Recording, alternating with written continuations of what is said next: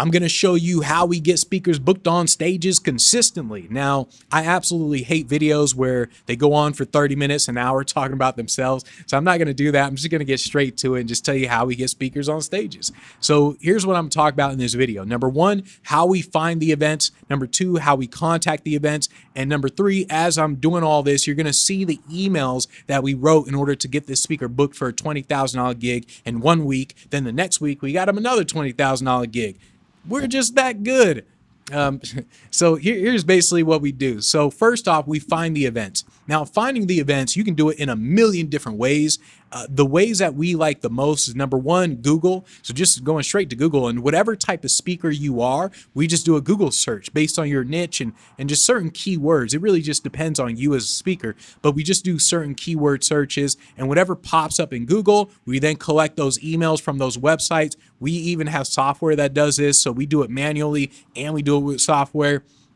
But basically, we just go to Google, type in a keyword, and then boom, whatever pops up, we now collect those emails, and then we just build up a list. And I don't know, we could stop at 100, 1,000, who knows? We just build up a list. And then another way that we do it is, especially for speakers that charge a lot. So let's say a speaker is charging like 50 grand or something. Then what we'll do is we'll go to a company like, or a website like eSpeakers. And so, or let's say like maybe 30 grand and up or something, but we'll go to eSpeakers, and then we'll look at other speakers who charge a similar price. And then we'll look at the reviews, and we'll look at those events that hired this speaker. So now we'll look those events up, and we'll look up those companies, and we'll get the contact information for those companies, and boom, we'll build up a list of those companies, because now we know, hey, they pay 30,000, 40,000, 50,000, like they've already hired this speaker, so we already know that they have the budget to pay that amount for another speaker. So we do that, or we'll just buy a list.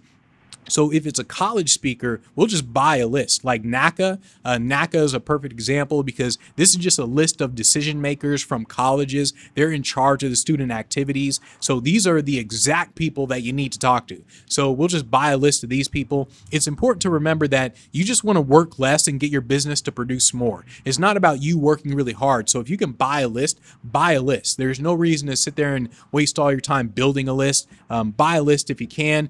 Remember, you don't get paid for the hours you put in. You get paid for the value that your business creates. So just focus on that. Focus on the end result, not doing all this work when you don't really need to do all the work. So as soon as we find the events, we build up a list of leads. The next step is we import the leads, and we import these leads into the CRM. Now, the CRM, I'm not going to go over what a CRM is. You can just Google it if you don't know what it is, but it basically organizes your entire business. So we import these leads into the CRM, and as we're importing these leads, we're writing these email templates for the speaker. Now, in the beginning, we don't know what's going to work for this speaker. Like, we have absolutely no idea. So we just write anything. We basically say like, hi, I was wondering, are you the person in charge of hiring speakers for your events?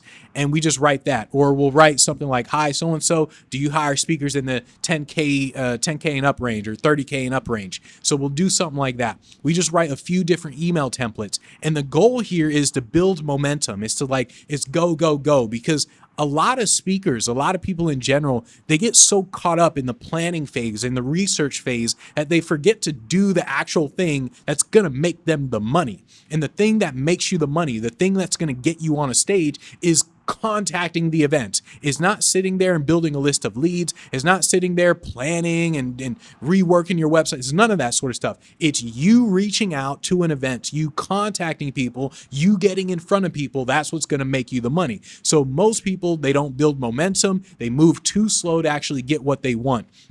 So as soon as we start getting these emails, we build up the list of emails, the list of leads, we import them. As they're being imported, we start writing the list of email templates. So we're now ready to start contacting these events.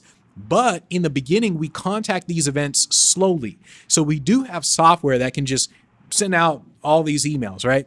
But one, we don't do that because the email is going to get blacklisted by something like Gmail and all that. It'll say like, oh, wow, they sent out 300 emails, 500 emails today. A brand new email address? It must be spam.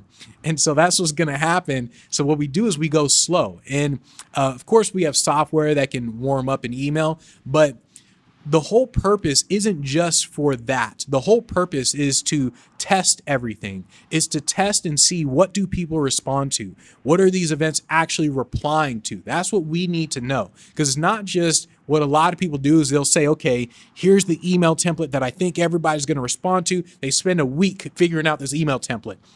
All right, let me write something down. Okay. Oh, yeah, I think that's it. That's the thing that everybody's going to respond to. And then they just send this email out to everybody. We don't do that because we don't know if that's going to work. It's like your first draft to anything. It's usually not your best draft.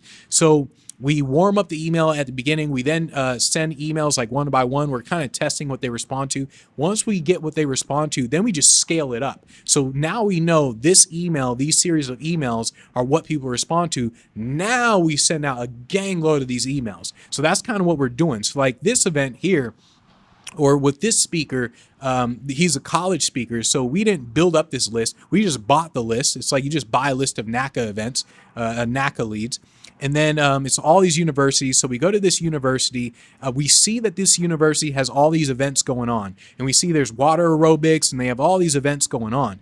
Now, because we see this going on, of course, water aerobics has nothing to do with our speaker. Our speaker is a leadership speaker. It has nothing to do with our speaker's topic. But we don't care. Like what we do is we use that email, or we use whatever we see on the website to craft an email. So that way the decision maker knows this email is being sent to me. It's not an email that they just copy and paste it and send it to everybody. This email is being sent to me. So that's why we look at the water aerobics and all that sort of stuff, and we just craft an email. So it's like, hey, Abigail, got your info from NACA. Are you the one in charge of bringing in speakers for XYU University? I noticed you do a lot of student success workshops, communication, crypto, water aerobics. Awesome sauce. Do I have the right person? Are you in charge of bringing in speakers for your events? Boom, and that's it. And notice, like, we didn't really pitch. Like, that's the thing. Notice there was no big pitch of, oh, there's a speaker. Oh, he's so amazing, blah, blah. We did not pitch. We realized that when you pitch in the beginning, one is going to usually sound like a template when you do this, but it's almost like going up to a person and you're trying to have a conversation with them, right? So when you go up to a person, you say like, hi, how's it going? My name is Benji. They now reply back to you. Oh, my name is Jane. Okay, cool. You gave them time to reply back. I didn't walk up and say, hi, my name is Benji. I'm a really great speaker. And yeah, we do this, blah, blah, blah, we blah, blah, blah, blah, blah, blah, blah, blah, blah, blah, blah, blah, blah, blah, blah. And then they're just looking at you like, that's kind of how you sound when you just pitch to these events. So it's kind of like we say, hey, are you in charge? And then notice like we customize the email, including the water aerobics. And then we say like awesome sauce. I would have written awesome sauce, but they just wrote awesome. But it's very customized because it lets them know, hey, this email was sent to me. It wasn't copy and pasted to everybody else. So when you do this, you'll get a higher response rate. Yes, it's going to be slower, but you'll get a higher response rate just because they know it's just for them. So we did this again. So now we went to the next lead and we saw on this college's website, we clicked on the upcoming events. We saw bingo, we saw paint night. Okay, cool. So we can just pick one of those to talk about. So they wrote an email, Adam, I got your info from NACA. Are you the one in charge of events like paint night and bringing in speakers, entertainers, etc. for the students? So once again, it's really simple, a very simple email. Are you in charge? Now we know that they are in charge. So because this is the leads from NACA. So 98% of the time, they're going to be the person in charge.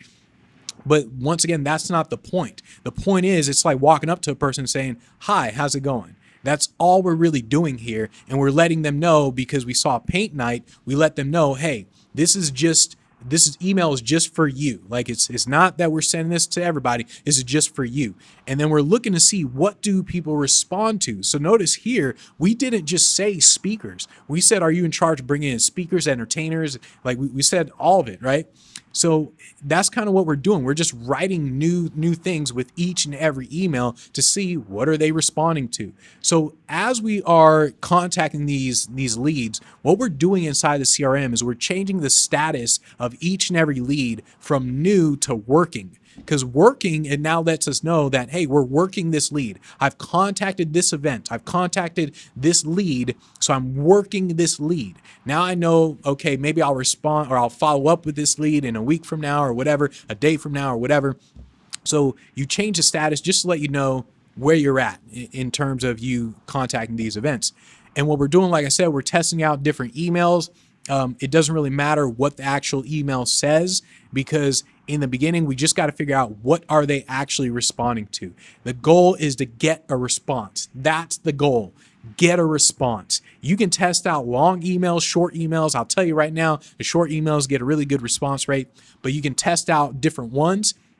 A lot of people, once again, they think too much of this. They're sitting there for a week trying to figure out the best email to write somebody. Oh my God, I'm going to write this. Oh, this social proof. He was on XYZ stages. No, this topic and that topic. And then they send it out and then they don't get a response. And they just wasted all that time. So what we do is we literally just say, okay, here's the lead. Go to the website, figure out what the hell to say right there and then, type it out, and don't worry about it too much. So and then when they respond, once again, it's like a conversation. They respond, we're going back and forth. The goal is to figure out what gets a response. Once we figure that out, oh, it's on. It's game on at that point, once we figure it out. But what's going to happen is you're going to get a lot of calmer responses. And in this case, it's kind of like a calmer response could be, I'm not in charge.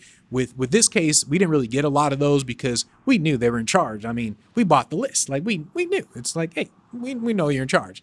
So we knew that they're in charge. A lot of times they would say, I'm in charge, or sometimes they say, I'm not at the university anymore, or maybe there's no reply. In that case, you just follow up, or they'll say like, what are his fees and all that sort of stuff. So as you contact more events, what you're going to realize, you're going to get common responses, just the same responses over and over and over and over again. So as you get these common responses, you're going to start emailing them back and forth, realizing if I say this, then they're more likely to respond. If I say this, they're less likely to respond. So let me just say more of this so they respond.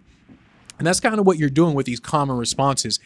When you are talking to these events, to any event, you want to be very direct, like just get to the point. For some reason, I don't know why, for some reason, when we are receiving an email and we look on our phone, we receive an email, we love it when it's short. Like, okay, cool, it's short. But for some reason, when people write an email, they send out a freaking thesis. It's like they write 2, 3, 5 paragraphs in this email. And it's like, look, man, ain't nobody got time for that. Ain't nobody want to read all that. So stop sending me a thesis in your freaking pitch. So just be very direct. Get straight to the point. Are you in charge of the speakers? Do you bring in speakers like XYZ? Are you interested in this guy? Like, get straight to the point. You might be thinking, well, I mean, I don't want to offend, blah, blah, blah. Like, once again, you're wrong. I'll just tell you this, you're wrong. Like, just get straight to the point. Be very direct. Basically, think of it as you're receiving an email. How would you want to receive an email?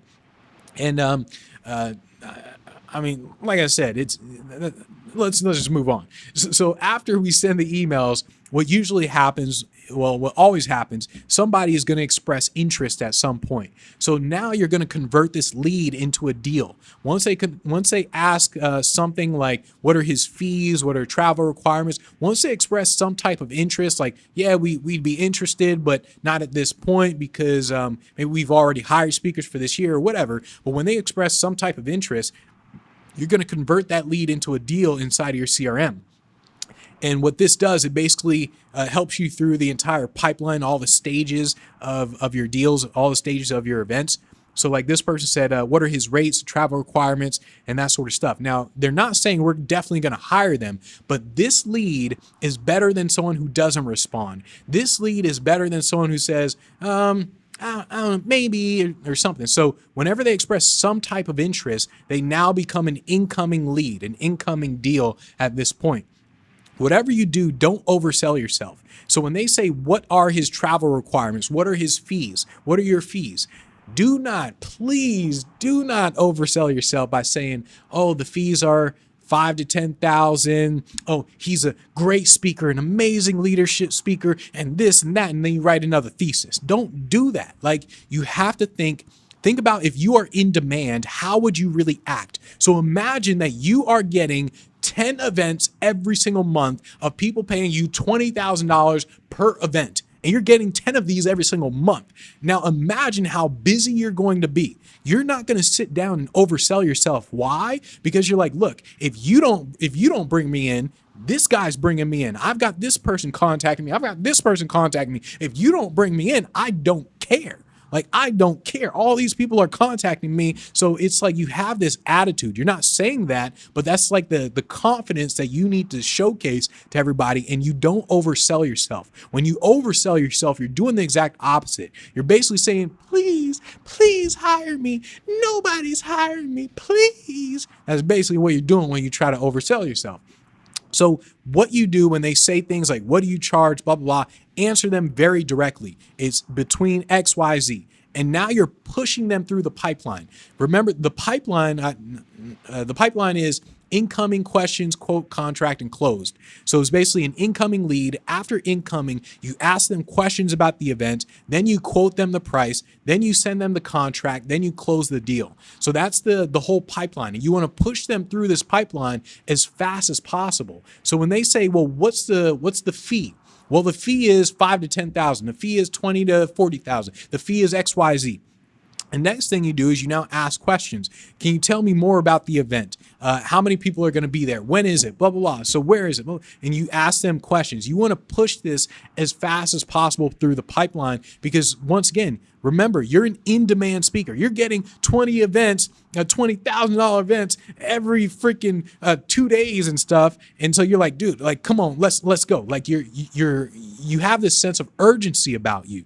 And that's how in-demand speakers act, because they're in demand. And you got to like hurry up with all this sort of stuff. So it's kind of like, look, they come in, what's the fee? It's $5,000 to $10,000, $10,000 to $20,000, $20,000 to $100,000, whatever it is. Tell me more about your event, XYZ, blah, blah, blah, blah, blah. Okay, cool. Here's the exact fee. Now that I know all this information, it's going to be $22,500 plus XYZ plus travel and hotel, or I guess travel is hotel. But basically, you're pushing them through this pipeline so you can actually get to the end of the deal, because you want to separate people who are serious, the leads who are serious, from everybody else. And that's the whole reason to push them through the pipeline. If they're not serious, they're not going to go through the pipeline. That's why you push them through the pipeline, okay? So if they're not serious, they're not going to answer your questions. They're not going to care about the quote, none of that. So you got to push them through this pipeline to see who's serious, who's not serious. Once you do this, you're going to get someone who's going to like book you. Literally, that's what's going to happen. Someone's going to eventually say, okay, cool. Once you quote them $22.50, whatever your fee is, you're going to say, okay, great, send us a contract. Boom. And that's what happened like in this case, to where it's like, hey, we got an email from the speaker that we were promoting. One of the speakers we were promoting, he was like, hey, Brandon from XYZ University. He has a large budget from 15 to 20K range. Spoke with him over the phone, possible of doing two events. And boom, it was a $20,000 gig. And then we just rinse and repeated the whole process. Like, we're going all the way back, contacting these events, and just rinse and repeat the whole process. So in this case, like you see at the bottom of this email sequence, it says, Bria, do you know who I need to talk to about having a formal chief of staff from Netflix come in to talk to students at XYZ University about leadership? Are you in charge of the student activities? We got your info from NACA. Thanks in advance. And that was it. Notice, like, we didn't pitch in that first email, nothing. It was just like, hey, are you in charge?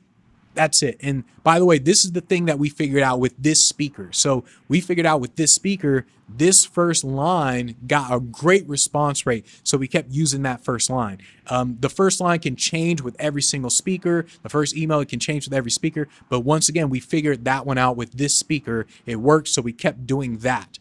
And so now she responded with, hi, yeah, I'm sending this email to my student coordinators. Keep in touch. Boom. And notice, like, she just said like one sentence, like it was just one line of words. That was it.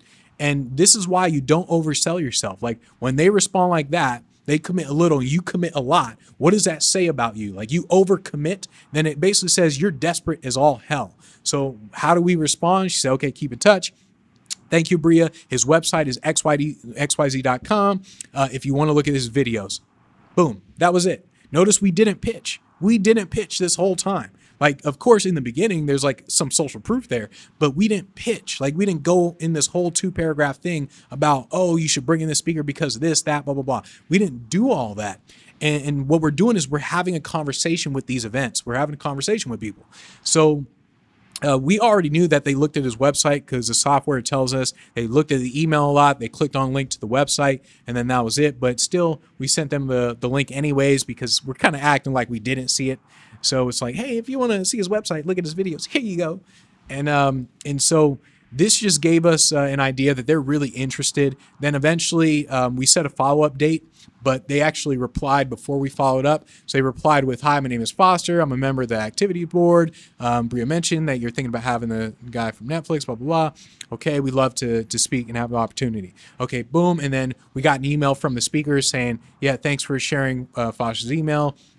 Just call them as a potential 20K deal." Boom, booked another 20K gig. So that's basically the process. Like, a lot of people overcomplicate this whole thing. You don't want to overcomplicate it. To speak on stages consistently, all you have to do is you find events and you contact the events. Now, of course, there's small details when you're contacting the events that a lot of people don't seem to get right, which is, it's interesting, but you basically have to start finding and contacting events if you want to speak on stages consistently. So if you need help getting booked, then a couple things: you can just subscribe to our free newsletter. You can read the emails that we actually write to these events. You can just read them so you can see exactly how we communicate with these guys and just duplicate the whole process. You can hire us to book gigs for you, or you can just teach yourself by joining the Speak Pro Academy. So speakproacademy.com, there's the program there. But subscribe to the free newsletter, and in the free newsletter, like I said, you'll see all these emails that we send out to these events, and you can just duplicate what we're doing in terms of how we find the events, how we contact the events, and that's the entire process of how we get people booked on stages consistently. Wham, bam, thank you, ma'am. Got 'em.